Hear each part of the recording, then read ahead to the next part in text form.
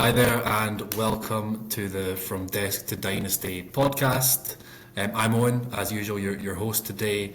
I'm here with Andy, so super excited to sit down, hear about his experiences, what he's currently got going on, and also what he's looking to in the future as well. So without further ado, Andy, I'll pass it across to yourself for a quick introduction. Yeah, hi, Andy Rhodes. I own High Altitude Recruiting. We are a retained recruiting agency that typically works in the food and beverage, manufacturing, and CPG industries. And we are a headhunting agency that works as an extension of a company's HR team to hire talent.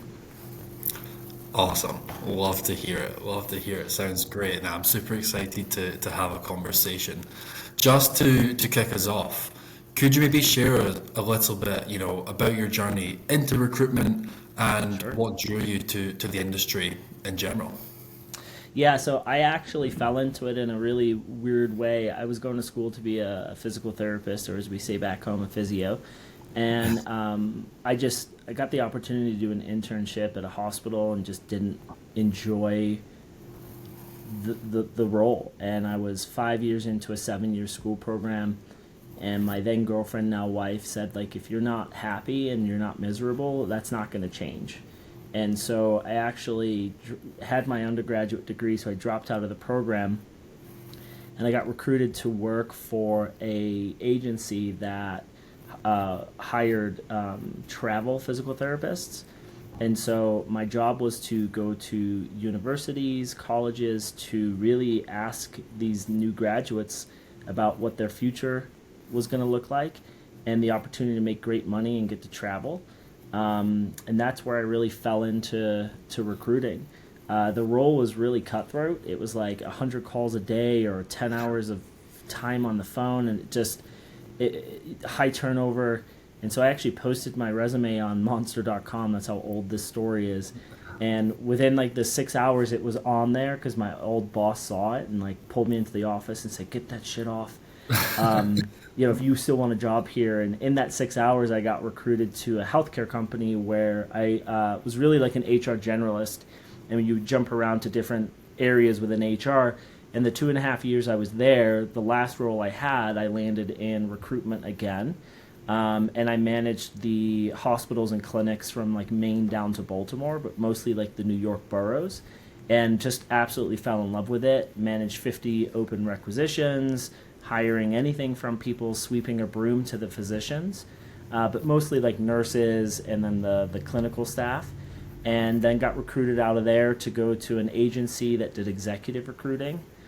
Basically started off as like an entry level recruiter, found my way to running operations, and then last fall I decided that it was time for me to open my own agency, and so that's what I'm doing, and that's where we built High Altitude Recruiting. Amazing, amazing. I think it's a common theme from the conversations that I'm having. It's like all of those who have ended up, or not all of those, but a lot of people who have ended up in recruitment roles, it was never their true north at the very beginning. Like at the very beginning, No, yeah, yeah, I've never met anyone who said like I'm a this is recruiter. I the want to be a yeah, recruiter. yeah, yeah. Yeah. It's funny because I've worked with obviously a lot of recruiters, and a lot of them are my friends, and we've all fallen into it by the same kind of method of, hey, we worked for a company that had an HR team, that we were an HR generalist, and it ended up that, you know, no one likes working I-9s or doing immigration forms for HR, but it's part of the job. But like the recruiting is actually kind of fun. You get to talk to different people every day. And like I think I went from, my last ever recruiting role at DaVita, my last ever interview was interviewing someone for $13 an hour. And then a few weeks later at the agency doing executives, I talked to someone who was a double graduate from like Carnegie Mellon. And so you just get like this really weird scope of getting to talk to just some amazing people. Yeah, I've never been able to wrap my brain around it because it is such a career with high satisfaction. From a people standpoint, having productive conversations and also a lucrative one as well. But yeah, it's so interesting to hear your story a little bit and, took the jump to start your own thing, back in the last fall. I guess we're still somewhat in the early stages, but I mean, Mm-hmm. what was the original vision there, and sort of how has that evolved, or how do you see that evolving, as we go through year 2, year 3, up to, potentially year 5? Yeah, I mean, the vision for us was just simply help companies, right? Like, I think recruiters get a bad rap right now. There's kind of like a used car salesman to it, and I completely understand and agree why that's the case. You've got recruiters who are overcharging fees, under-promising or under-delivering qualified candidates. And so I wanted to create an agency that like really partnered and drove culture-driven interviews and led from, hey, we're promoting your company, we're an extension of your HR team. So everything from the first handshake, which is really the job description, should be telling the story of your company, your culture, and the excitement around the role. I think too many companies nowadays just send out like a boring job description that has bullet points on it, but we really revitalize a job description. Like people, our hiring managers are so excited because we throw in, hey, okay, there's going to be the bullet points of like what the daily role is, right? But we typically drive something that says, hey, here's the actual projects you're going to lead. Here are the metrics that they want you to do over the first 90 days. Give them the exciting like bread and butter of like, hey, we're rolling out a new CRM system, or your goal in this startup is to hire 15 people in the first 18 months in these typical roles. Really give them some meat to the sandwich. And so we really drive with how do we then lead with culture. And we're really proud that we have a 99% retention rate with first year hires, because we do really truly lead with how do we find the best person for the company, and then that kind of falls into the role second, which is just, I think, a different approach. 100%, and as well, just to add to that, I think if when someone is looking at that job description, they can almost see that just from the job description alone, they're already planning out their lifetime in this company, as opposed to it just being a super transactional thing like, hey, new job, new position, more money, that's it. I think you're really onto something there. So a follow-up question to that: do you think, obviously being a retained executive search company, do you think the retained aspect is really what allows you to take more time and really manufacture a job description and a process that is leading to that 91% retention rate? Absolutely. So what we do on first intake, once we've signed a client to a contract, we take the time to go and visit the client.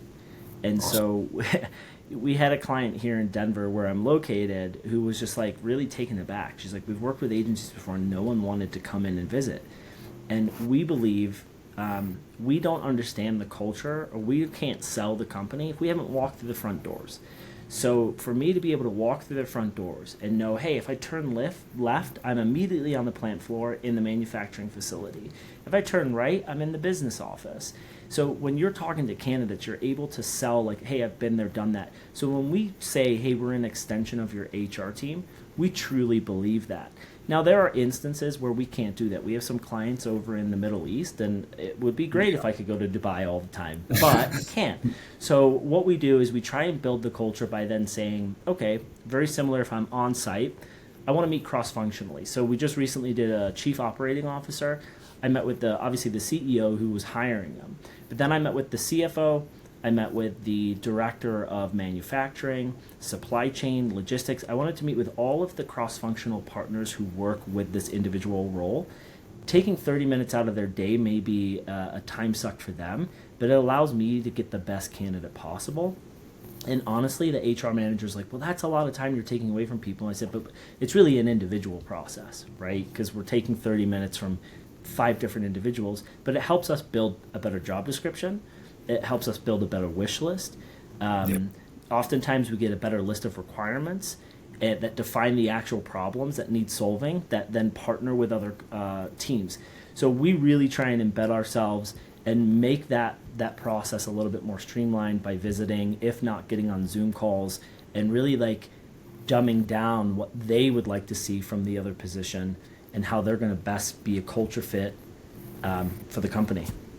Yeah, exactly. And I mean, personally, I think 30 minutes from each person is a small price to pay when you are looking to make as big an investment as, a COO is to the company. So yeah, I think super, super important. Again, in terms of growing the business in this early stage and as we're, progressing through it, any big challenges or things that from making the jump from sort of being within a company to running your own company, any things that you've been like, oh, wasn't expecting that, like any big challenges? Yeah, I was very fortunate in that I had been in the agency, a small agency, for 10 years. That was pretty open book, that I got to see a lot of what worked and what didn't. I had a pretty strict non compete for a year. So for me, business development was always the biggest key. So upon leaving and making that decision, I just read a ton of like leadership books, sales and business development, and there's one, the $100 million offers by Alex Hormozy, which was like, yeah, phenomenal, right? And one thing that resonated with me is like, if you offer something so good, someone feels stupid saying no to, you're always going to win. So I actually came out of the gate for business development, and I just put out a plain and simple message to a bunch of competitors of some of the clients that I worked with. Hey, I've filled these roles for these companies in this amount of time, and I'm going to offer you this flat fee to get my foot in the door. And that turned a lot of heads very quickly. And because I really undercut my value, but it allowed me to get into the door, right? It created and made hiring managers pause and think, oh, we should probably talk to Andy, right? And then you follow up with some, case studies of here's what I've done, and you can talk to these people and what have you. But that was really a defining moment. And then when we got to contract negotiation, we put in there, any search after this one we're going to do at our discounted fee. But no, I mean, I sent out a handful of messages and got great response very, very early on. It's perfect, and it's just what you got to do at the start of business as well. It goes back to Rome wasn't built in a day. Right. Sometimes you need to lead with value, even if you are undercutting yourself slightly to get that foot in the door. So, no, I think it's tried and tested system, and yeah, I'd done the same. But just on the topic of Rome wasn't built in a day, looking ahead over the next 12 to 24 months, a little bit longer, what are the biggest growth priorities for yourself and the business? Definitely more clients, right? Like everyone wants to make more money. But I think for us, it's becoming not a household name, but like an industry known partner, right? That's a big thing for us. Yeah. Q1 in a lot of industries was really slow because of all of the tariff kind of assignments and just like the instability. And so we actually unknowingly kind of morphed into recruiting coaches, where we had a lot of candidates reach out to us with, hey, can you do resume rebuilds for us? Can we do interview prep? Can we do like market analysis? So we kind of morphed, and we really enjoyed that type of the business as well. Being able to sit down with executives and looking at resumes and kind of coaching them through what's next for them within their careers, not necessarily working for clients that we're currently recruiting for. But so we've got a couple different avenues that weren't really on the blueprint when we built High Altitude Recruiting. Yeah. So I would say, for us, 12 to 18 months would be a hell of a lot more clients, and then slowly build out the team as well so we can handle the growth that we're going to see eventually. Love it. I think you touched upon something really important there, which, in all honesty, I think sometimes a lot of recruitment agencies and recruitment firms tend to overlook, and it's growing that brand presence. I'm not sure if it's because, it is a bit more of an old school traditional industry, but what strategies, and again, I don't have to give everything away, but what strategies are you really looking to put in place to grow that brand and increase recognition across your specific industry? Yeah, I think it's serving the greater industry population than trying to sell them, right? So we have a couple campaigns running right now where we have constant communication with some hiring managers and C-suite, and it's really giving them information about what we're just seeing in the market. And it's building that brand where people end up trusting us. You know, I posted something on LinkedIn a few weeks ago. It went from, you know, me just posting something randomly to having over 1 million views, and then having multiple C-level founders reaching out saying, hey, you know what, that was really valuable. Can you give me X, Y, or Z? And I don't think I upsold any one of those individuals, and 2 of them became clients, right? So it was, yeah, you need value, I'm going to provide it. And then I do believe when you give good out, good comes back, and both of them ended up hiring me to recruit for the roles of which they were asking for just simple compensation data. That's amazing. That's amazing. Yeah, I think that, again, there's so much value in even something as simple as a LinkedIn post that you probably don't think much of when you post it, and then just has to click and it grows. So well, I literally yesterday put out a post that said, you know, free interview guide. This is what recruiters and hiring managers want to see. I think it got like 6 likes, but my inbox this morning when I woke up had 37 candidates, or excuse me, 37 people asking for that resume guide. Wow. And I spent all morning, and then just before we jumped on the call, my email like refreshed and I had another 25. And so I always tell people, like, when you see content, people are always wanting clicks and views. That's not necessarily specifically on LinkedIn, like really how it works, right? Like there's a lot of action that can be done in the background. So while that post only got 6 views, it got a ton of website traffic, you know, so. 100%. And even that right there, it's something that we utilize in our own marketing agency. Something that, again, and you're just leading with value, it's essentially a lead magnet, right? Yeah. It's like, how can we begin this person's buying journey in a super low barrier to entry way that's going to already get them, you know, in that pocket where they know who I am, they know what our services are, and they know, you know, we're here to help. Absolutely. I got an introduction to a VP of product. Me and the guy just hit it off. We were small talk about the Arsenal and just like his son was a big soccer player, and then we started going into my son playing hockey, and then he played hockey, and then he asked to look, you know, hey, can you take a look at my resume? And I gave him a few pointers. And we maybe spent an hour in total on Zoom calls because he's across the country from me.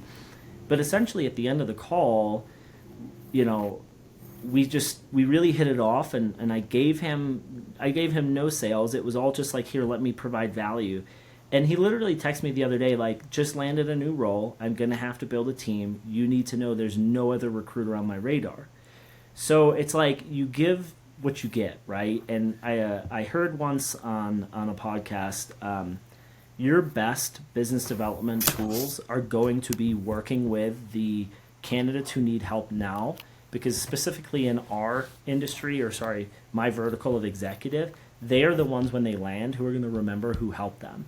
And I never got that advice from other people that I worked for. It was always, nope, business development comes from the people making the decisions right now.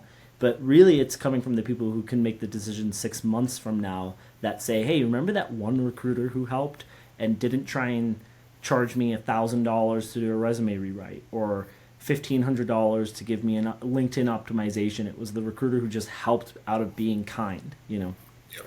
Yeah, and like, you're in the relationship business. Let's be honest. You build a relationship now, who knows, it can pay dividends, as you say, 6 months, 12 months down the line. It's just about, I would agree, putting good out there, and naturally good will come back. But no, really interesting to hear, and yeah, super excited for your growth, growing the brand presence and everything like that. I guess on the flip side, because I know when starting business there is challenges that present themselves and everything like this, but if there was one thing, so like the number one thing, if you could fix or improve it, if that would have the biggest impact on your firm's growth right now, could you put your finger on anything like that? It would be fixing the, like, just recruiting industry as a whole, to be honest with you. Like, it's shitty to say because I don't want to, like, crap on other recruiters and, like, you know, talk down, but there's just so many agencies out there that just don't do right by client or candidate. right? Where they reach out to an HR manager and say, hey, I've got 13 amazing candidates for this open role. And then the HR manager goes, yeah, let me talk to them. And they go, hey, give me 3 weeks and then I'll produce, it's if you're going to do that most perfect candidate, like have the candidate ready. So I just think that we get like a really bad rap. Specifically for our business, how what would we do to change?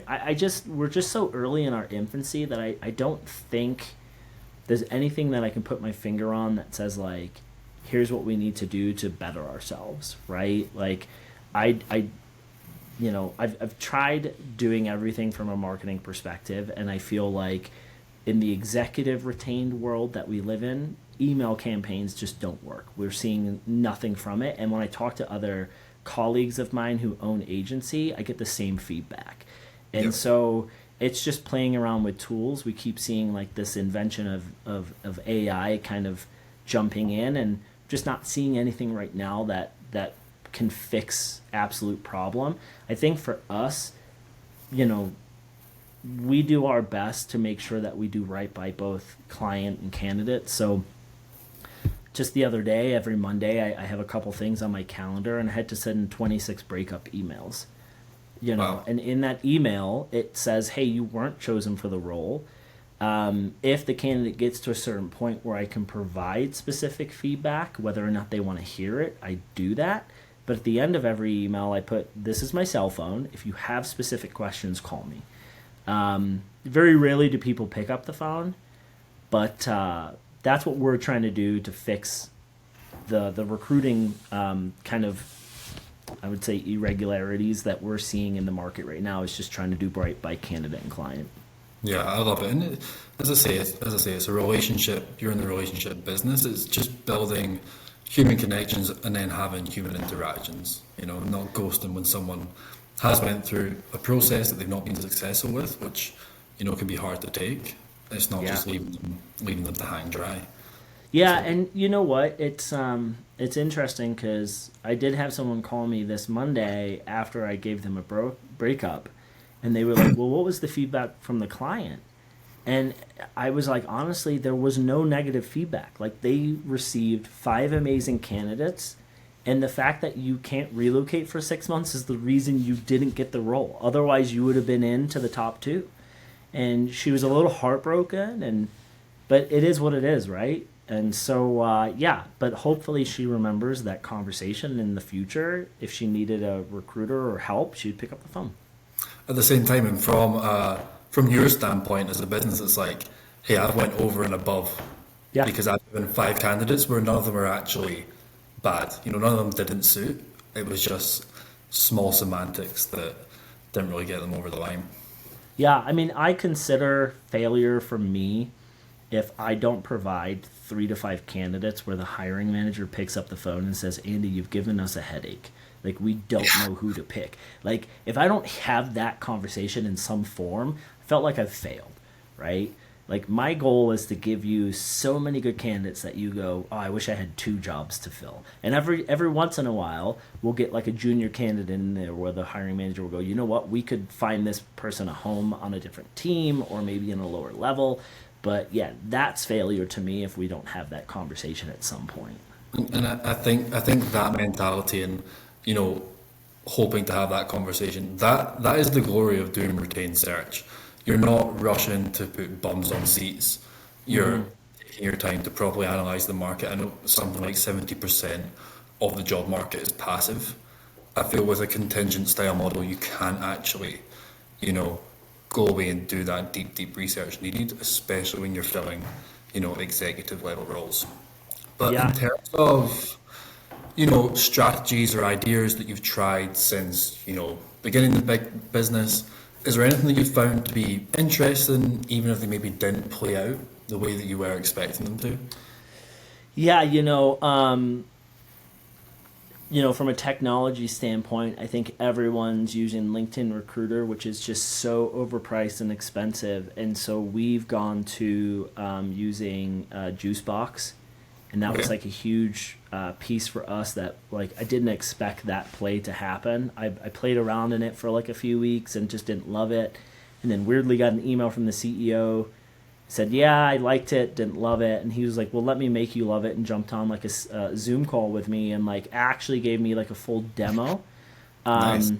I've been finding that, like, again, stop relying solely on LinkedIn and Indeed. Everyone's there. It's crowded. It's noisy. It's full of recycled candidates that don't, want to be bothered by a recruiter because maybe they've gone through 2 different recruiting cycles and they didn't get the job. So we think outside of the box. We find like specific Slack channels, Discord servers, subreddits, forums where top performers in industries actually talk shop, right? They don't just spam jobs, and it's being engaging, providing that value, answering the questions, but building the relationships. Then we identify the talent and we come forward with the candidate, slate. It's not like you said. It's a slow burn because you have to build that relationship. What I love about being more than just a recruiter, really like the headhunter, is headhunting the passive candidates. Of like, hey, you're a senior director of operations. We have a VP of operations, and so it's the next jump in their career. 100%. And I think you touch upon a very, very important point of, you want to be in the groups and in the circles that no one else is really in. It's like if people are operating in the black and the white, you sort of want to be over here in the grey where no one is. And that's really how you go in and differentiate yourself. I say to all of my clients, and I think it rings true in pretty much every industry there is people don't buy better, they buy different.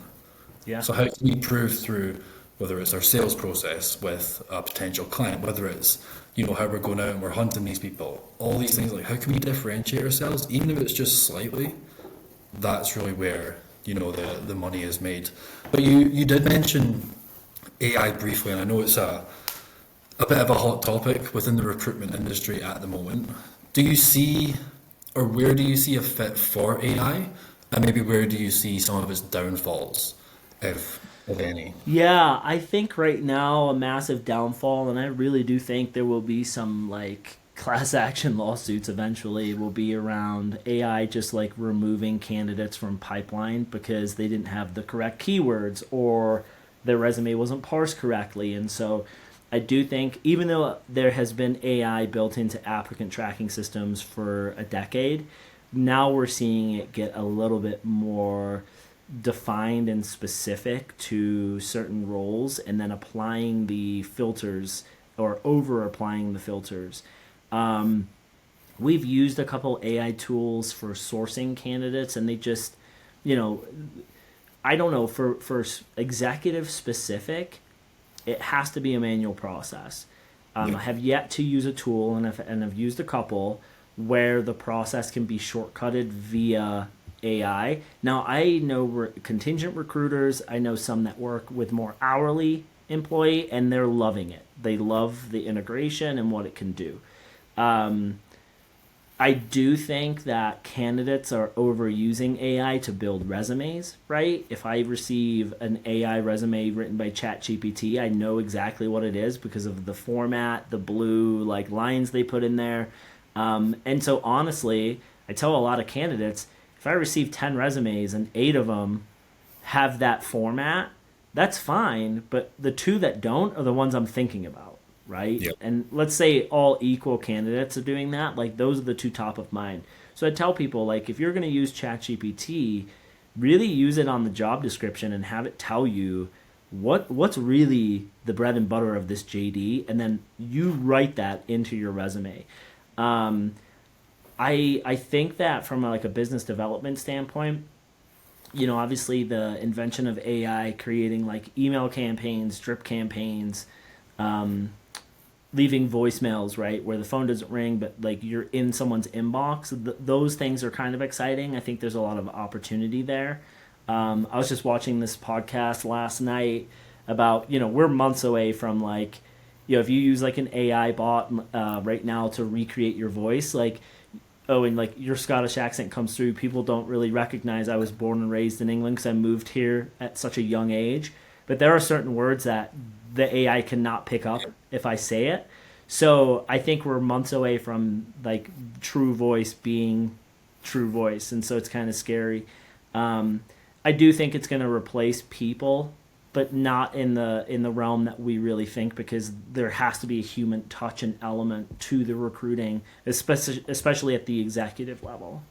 Yep, 100%. I think you've, pardon me, I think you've touched upon so many points. I would agree. I don't think it's quite there yet. I think there's so many use, like if you take your ChatGPT for a resume example, I think ChatGPT can really help people, structure a resume and give them pointers on what there is, but you just can't remove that human element.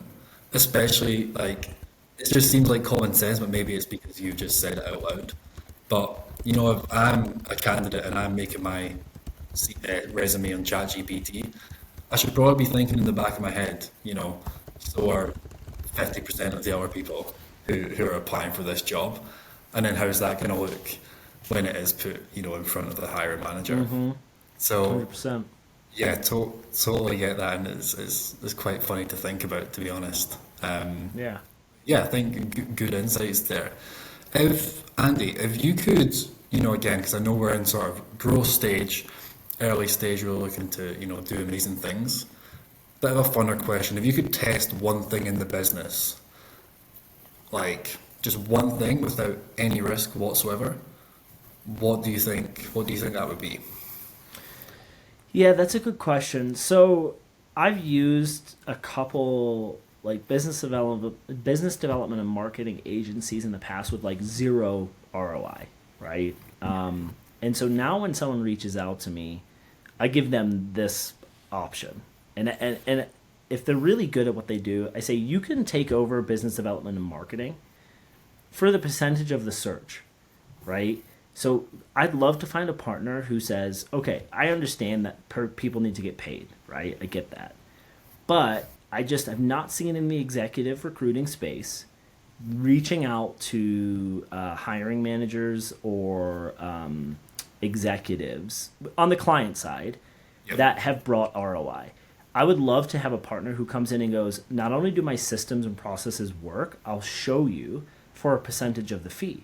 And I have a nicely written email that I say to most people who reach out with like, hey, you should use our business development process. I say, sure, I'll do it, but I'm not paying you a monthly fee because I've done that and I've been burned. However, if you charge $3,000 a month, but you land me one search, I'm going to pay you $6,000, right? So I'm going to double your fee. If your process is as good as you say it is, then you should really be jumping on that. I've not had one person email me back saying, yeah, I'll take that challenge, because it's such a hard thing to do. Love to find that partner that would say, yep, I'll take that challenge on. I'll give you 2 months, because all of the people say the same thing. Like, I'm going to use Clay. I'm going to use this. I'm going to scrape job boards. I'm going to do this. I'm going to do that. But what I need from you is 100 emails, 300 domains. I'm being a little aggressive with the numbers. But it's just like, I don't want to be spamming people. And I understand that quantity is something that gets the game going. I get that. But it's finding that partner that goes, you know what? I'll take that on, and I'll make way more money in the long run. Yeah, and that's where it all comes down to. Again, it's sort of similar to what you're doing, where you enter a business and you act as an extension of that business. Yeah. That's essentially what you're looking for. No, I couldn't agree more, and I think, yeah, I mean, it says a lot about people who aren't open to that form of setup, I think. But well, and I also think too, like, no one. Now I reflect on it, and you kind of just like gave me an epiphany. Is like, when we do an intake call with a client, we visit them. We want to know the ins and outs. The sales and business development people that pitch me, they don't want to know the ins and outs of what makes high altitude recruiting different. And I think that if people were to onboard and make that assumption of like, why are you different and how do we sell that, then you're going to do a better job at the because you're putting in email campaigns or drip campaigns and you're just letting it run. But it's what happens when there's a response, or maybe you see something differently than someone else. You go, hey, actually, we're going to take this approach, and it's hard to do that. I get it. For sure. Yeah, I couldn't agree more. But yeah, as you've started and embarked on this journey as a new founder, so far, what has been the most rewarding part of the journey for you? You know, honestly, it's nothing to do with the job. It's the fact that I can wake up and do whatever I want whenever I want, right? Like, I'm not tied to anyone. I don't have to worry about someone's bullshit. I'm my own boss and I get to do my own thing. Now, there are a lot of negativity to that, right? Like, you have to put bread on the table. The lights need to be kept on. Like, it's stressful.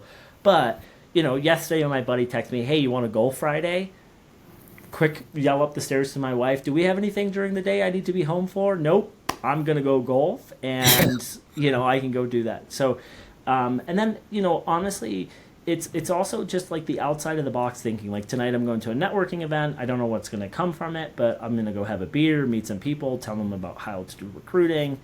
So it's really all the stuff I can do away from being tied to someone who is studying the metrics of what I'm doing, you know, and everyone gets to go on holiday and everyone gets PTO days, but like when you own it, it's a lot different. I would agree, and let's be honest, it's not like you're out here not tracking your metrics. Totally. But it's like, yeah, it's like I can just do it on my own terms. I don't have someone breathing down the back of my neck. Yeah. I agree. It's all comes down to ownership. I felt Yeah. exactly the same making the move from, you know, professional life into more entrepreneurial. So totally feel what you're saying. But yeah, just sort of wrapping up. If you give yourself one piece of advice, like go back in time, give yourself one piece of advice before starting the business. What do you think that would be? I wouldn't ever jump into this without knowing what it's like. So if I'm giving myself advice or if I'm giving someone else advice, I think it would be two different like elements. To the person who wants to start their own recruiting agency, go work at a boutique firm first and figure out what works and what doesn't. If I was going to do this again, I would have started building my brand months ago online and creating like the video content. Weirdly for me, Owen, like I for some reason didn't do that. I was afraid of getting in front of the camera and really trying to sell. And it's funny because when I was in like an online course with other recruiters, one of the guys was like, don't you have a podcast that like millions of people have listened to? And I'm like, yeah, I do. And I said, and he's like, so what's the problem here? And I'm like, yeah, you know what? I don't know. I don't know. So I would have gone back from day one and started creating the content that I wouldn't have been able to create at the old agency that I worked at because I would have been told, hey, you can't post that. That's not our vision. But now, like we just talked about, I don't give a shit because it's my vision. It's what I want to discuss, and I don't care if it offends anyone. I don't care if it touches the wrong crowd. It gives me the opportunity to sell myself in different light. I couldn't agree more. I think you touched upon Alex Hormozy earlier. I think there's a lot of what he speaks about, and almost I'm going to call it a revolution of what he's put out. Like this digital age, there's so much value in personal branding and everything. Like social media can be overlooked, but yeah, I think so much value there. But no, Andy, sorry, go on. Were you going to say something? No, I was about to say, so I'm very fortunate in that I have a business coach, and I don't want to throw his name out there, that's on the Hormozy level, and it came through, again, a LinkedIn conversation where I got asked to be on a podcast, and then this guy went skiing with I'll just say Dan Martell, Buy Back Your Time. And Yep. Dan sent me an Instagram message. It was like, hey, I have a question about like building like an executive cheat sheet for interviewing, right? And one of the bits of advice I got from Dan was like, hey, there are saturated markets. You should really focus your attention over to Facebook, Instagram, like the meta universe. And I said to him like, hey, you know what, man? Like that's great, but like hiring managers are on LinkedIn. He goes, but are they? Because they're oversaturated with recruiters right now. Like where is your message really going to stand out? And so shifting that thought process and that mindset to, oh, I'll go over and make the content on Instagram and allow that algorithm has garnered way more business than I ever would have expected. So similar to Hormozy with Martell's methodology, is like you have to step out of the comfort zone and the norms and approach things so differently and just like have that comfort level to go, hey, this is the path and you should expect reward from it, but you have to be consistent with what you're doing. 100%. Again, a lot of this bleeds into the sort of marketing world that I come from as well, because like there's so many small nuanced things that can be input into older school more traditional industries that, as you're mentioning there, even something as simple as leveraging meta platforms, just naturally there's that sort of barrier where you're like, yeah, my target market's not using this, but everyone's using Instagram, everyone's using Facebook. They're like the numbers speak for themselves. So I think super good point there, and I think something a lot of recruiters and recruitment agencies do, fall down on. Yeah. But 100%. But no, Andy, again, I just want to round it off here. Thank you so much for giving me some of your time. I've really enjoyed the conversation. Just before we do jump off, where can people find you? Where can people find your business if they do want to learn more? Yeah, no, just highaltituderecruiting.com. All of our socials are there. On Instagram, it's just Andy Rhodes, building that brand a little bit on the personal side. But yeah, if you're in the need of a recruiting partner, definitely here to help. Awesome. Amazing, Andy. Again, thank you so much. Yeah, we can end it here.